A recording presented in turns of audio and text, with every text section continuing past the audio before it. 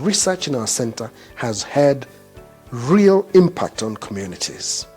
We focus on driving agricultural innovation using simple, affordable techniques to enhance food security.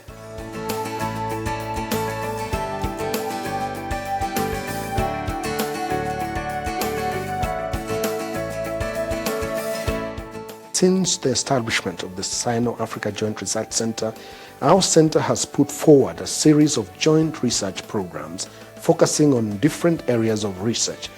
Indeed, our scientists have gone to the field, engaged in more than 70 joint field surveys. The ultimate beneficiaries of research are out there in the community. And I'm glad to say that as time goes by, we as a center are contributing in our own little way, building a China-Africa community with a shared future.